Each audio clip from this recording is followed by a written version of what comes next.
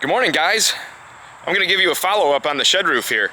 See what I did underneath and show you some pictures. I didn't make any video of it when I was doing it, but it came out pretty nice, and some of you guys might disagree, but I'm going to show you what I did here. So if you watch the video about this, this ended up being 12 feet out from the garage and 21 feet all the way, and I put a 10 by 20 deck down.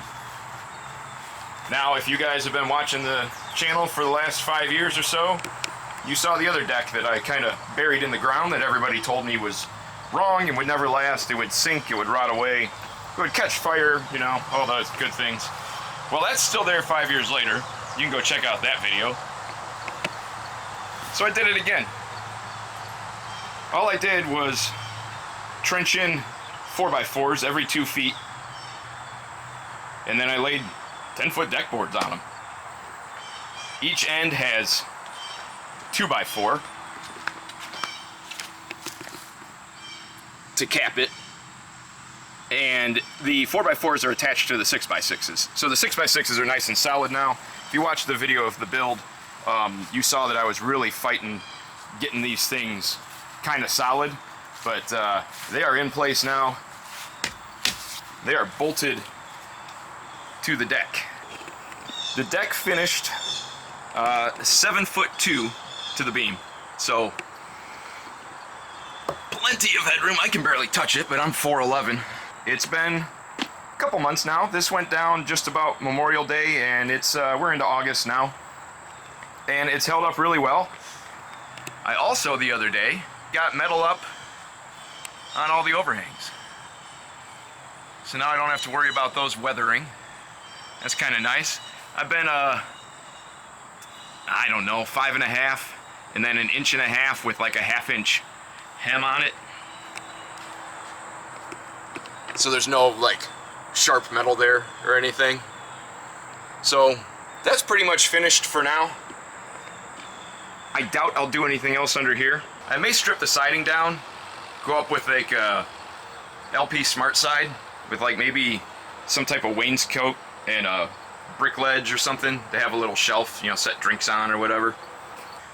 We've got some furniture and a rug. We get all this stuff off of Facebook Marketplace, like $450 for all this, and it all came with extra set of cushions, used obviously, but it's teak furniture. I've cleaned up and re-oiled the table.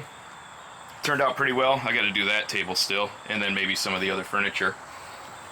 But that's pretty nice. And I added the shop TV out here for now. You see some goofy dude digging holes in his yard there.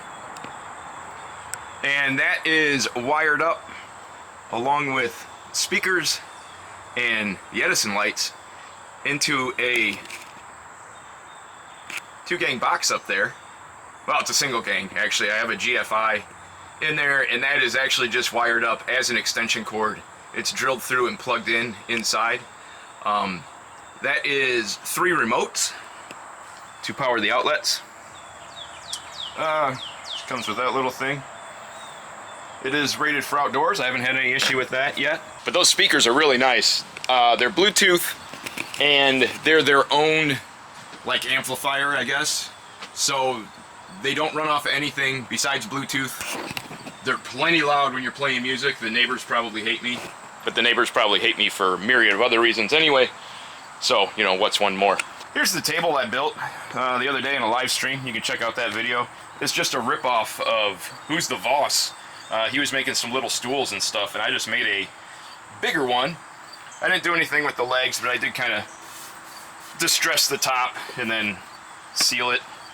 We've got a fan out here because I probably will put ceiling fans out here at some point, but I need some more permanent wiring, and I've run out of money. So we just got a fan from the shop. I'd be remiss if I didn't point out the elephant in the room here. We got one of these little inflatable Coleman Spa things, and I'll tell you what, this thing is really nice. For the money, it's like, I don't know, $550. It's just plug and play. It plugs in into a 120 outlet, and that's it. It came with the insulated cover. Works out really nice. So that's the best part of the porch here. I also put up some curtains.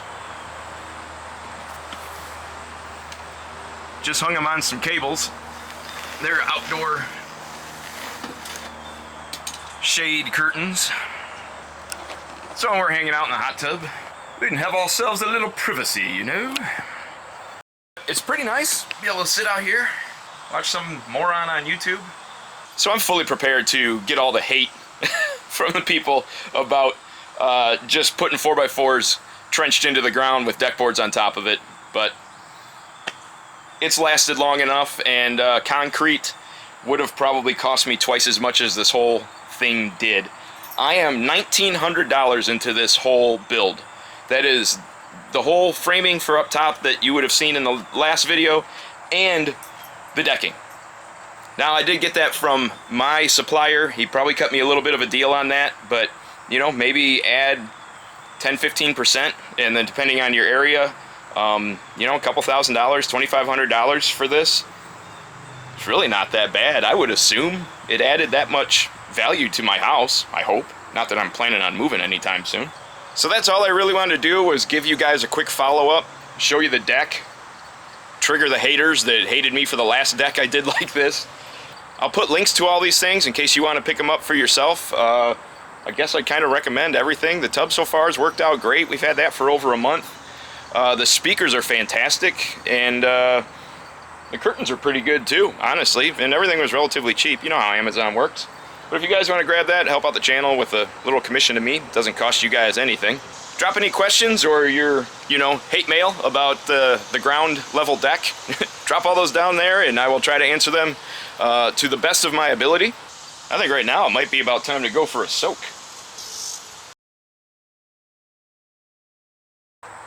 You're still here?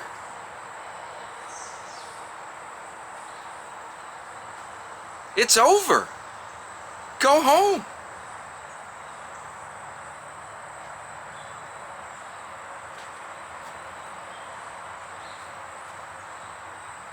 Go on, go.